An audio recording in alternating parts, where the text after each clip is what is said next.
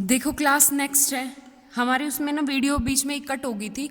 अब नेक्स्ट देखो continuous function. पिछले वाले में मैंने वीडियो में आपको बता दिया कंटिन्यूस फंक्शन की डेफिनेशन, मैथमेटिकली भी और थियोरटिकली भी। अब बात आते हैं ग्राफिकली। ग्राफिकली का क्या मतलब होता है? एक तरीका है, जैसे मैं सबसे पहले कंडीशन लिखूं, क्या होता है मेरा F of x minus F of A less than epsilon for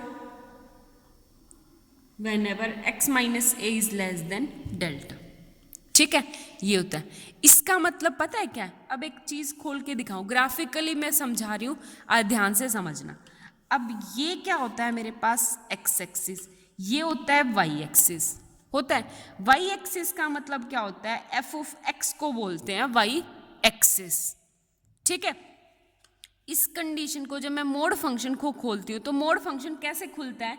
minus epsilon से greater than F of x minus F of A less than.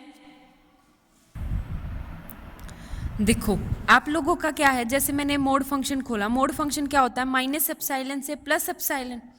ठीक है, और साथ में इसको भी खोलोगे तो वेन एवर माइनस डेल्टा से एक्स माइनस ए प्लस डेल्टा। ठीक है, इसको फिर प्लस एफ ऑफ ए दोनों तीनों तरफ कर दूंगी तो हो गए F of A minus epsilon less than F of x greater than F of A plus epsilon. ठीक है, दूसरा वेन एवर एक्स को इस साइड ए से ऐड करेंगे तो A minus delta less than X, ये क्या हो जाएगा मेरा ए प्लस डेल्टा। ठीक है, ये है मेरे पास। इसको अब मैं ग्राफिकली शो करती हूँ। कुछ नहीं, डेफिनेशन को मैंने ऐसे लिख दिया मोड फंक्शन खोल के। जैसे ही मैंने मोड फंक्शन खोल के किया तो ये वाली क्वांटिटी आ गई। अब x क्या है यहाँ पे? ये है मेरा x, और वैल्यू क्या हो जाएगी आपकी x एक्सिस पे, ये है ना, तो आपको x किसके और किसके बीच में लेना है? यहाँ। तो a कोई पॉइंट है a, और इसके बीच में हो गया a minus delta a plus delta. आगे बात समझ में हो गया क्लियर? सेम ऐसे ही यहाँ पे क्या हो जाएगा? f ऑफ a के विद रिस्पेक्ट में ये हो गया मेरा f ऑफ a, ये ऊपर हो जाएगा f of a plus epsilon, नीचे हो जाएगा f of a minus epsilon. Open interval ये, ओपन इंटरवल ये। ठीक है, इसका मतलब क्या है कि इसके बीच में कोई, जैसे फॉर एग्जांपल ग्राफ ये बन गया, ग्राफ ये बन गया, ये बन गया, कोई नहीं, यहां से इसकी वैल्यू ये है, यहां से इसके बीच में मेरा ग्राफ कहीं भी ब्रेक नहीं होना चाहिए, कंटिन्यूस फॉर्म में होना चाहिए, उसे बोलते हैं कंटिन्यूस फंक्शन एट दिस। आगे बात समझ में? वैल्यू कैसे निकालते हैं? जैसे a पे मैंने वैल्यू निकाली तो ये a, इसके ऊपर जाऊंगी यहाँ पे टच करी तो इसकी वैल्यू f ऑफ a ये होगी। ठीक है, इसकी वैल्यू निकाली तो ऊपर जाओ, यहाँ पे ये वाली वैल्यू, ऊपर जाओ, इसको ग्राफ को यहाँ टच कर रही तो यहाँ।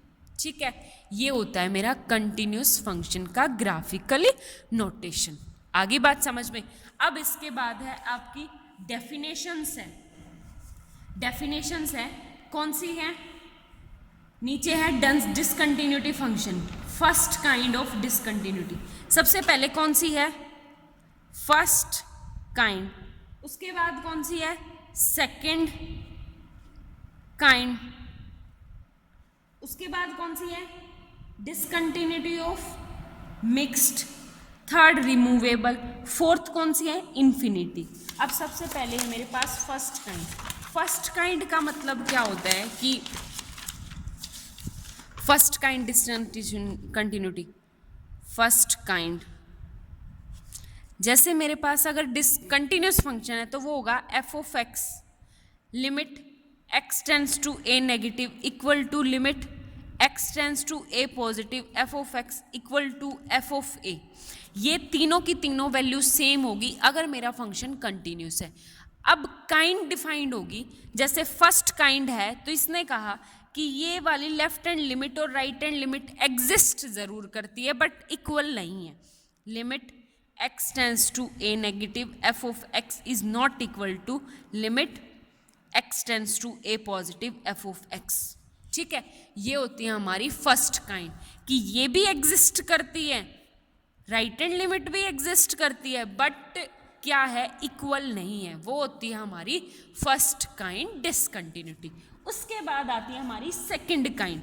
सेकंड काइंड हमारी क्या होती है कि इनमें से कोई एक तो एग्जिस्ट कर रही है फाइनाइट और दूसरी कौन सी है, इनफाइनाइट. तो वो होती है हमारी सेकंड काइंड डिसकंटिन्यूटी. ठीक है, या क्या हो सकता है कि दोनों के दोनों क्या हो, इनफाइनाइट, एग्जिस्ट ही ना करें. हो गया क्लियर. कौन सी कंडीशन है, या तो एक एग्जिस्ट करे या कोई भी एग्जिस्ट ना करे, वो होती है हमारी सेकंड काइंड डिसकंटिन्यूटी. उसके बाद आती है मिक्स्ड डिसकंटिन्यूटी. मिक्स्ड डिसकंटिन्यूटी क्या होती है कि जब फर्स्ट और सेकंड दोनों की दोनों क्या हो, मिक्स हो जाए, यानी एक तो एग्जिस्ट करे दूसरी एग्जिस्ट ना करे. इक्वल कहाँ से आएगी, वो होती है आपकी मिक्स्ड काइंड डिसकंटिन्यूटी. तीसरी होती है हमारी रिमूवेबल. रिमूवेबल का मतलब होता है जिस डिसकंटिन्यूटी को रिमूव किया जाए उसको बोलते हैं रिमूवेबल डिसकंटिन्यूटी. आगे बात समझ में कैसे, एक बात बताओ, सीधी सी एक एग्जांपल है जिसमें हमारे पास limit x tends to a negative f of x equal होता है limit x tends to a positive f of x. ये भी इक्वल हो लेकिन ये इक्वल ना हो, उसे बोलते हैं रिमूवेबल. रिमूव कैसे किया जा सकता है कि यहाँ पे हम फंक्शन की a पे जो इनकी वैल्यू आ रही है वो डिफाइन कर दे, वो होती है हमारी रिमूवेबल. फॉर एग्जांपल एक क्वेश्चन बताती हूँ आप लोगों को. जैसे मेरा फंक्शन हो 1/x if x is not equal to 0 और x इक्वल टू 0 पे 1 है. ठीक है, और यहाँ पे a है, तो मैं लिमिट लगाऊंगी, limit x tends to 0 negative, तो f ऑफ x कितना आएगा, 0. लिमिट x टेंस टू 0 पॉजिटिव, तो f ऑफ x कितना आएगा, 0. ठीक है, लेकिन अगर मैं f x के अंदर 0 पुट करूंगी तो क्या वैल्यू दे रखी है, 1. अब left hand limit equal right hand limit exist कर रही है और दोनों की दोनों इक्वल है, लेकिन यहाँ पे क्या है, 1 है. ये वाली f ऑफ a की वैल्यू बराबर नहीं है, तो हम रिमूव कर सकते. कैसे कि इस डिसकंटिन्यूटी एक नया फंक्शन बनाएंगे. g ऑफ x अलग से नाम रखना पड़ेगा मेरे को उसका. जब मेरे पास 1/x x equal to not equal to 0 0 if x equal to 0. अब ये वाला फंक्शन क्या है मेरा, 0 पे भी क्या होगा, कंटिन्यूस फंक्शन होगा.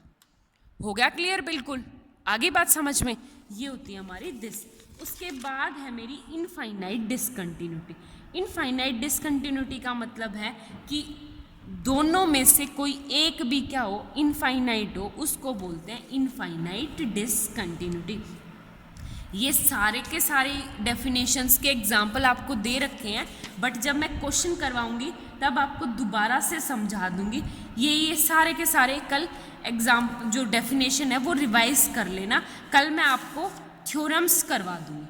ठीक है, थ्योरम्स मोस्ट इम्पोर्टेंट है, एग्जाम में ज़रूर आती है. क्लियर हो गया क्लास. सेकेंड ईयर सारे के सारी काम साथ साथ करते चलना वरना दिक्कत हो जाएगी. कंटिन्यूस फंक्शन एडवांस कैलकुलस वाली बुक उससे टिपिकल है थोड़ी सी. ठीक है, thank you so much for watching my video.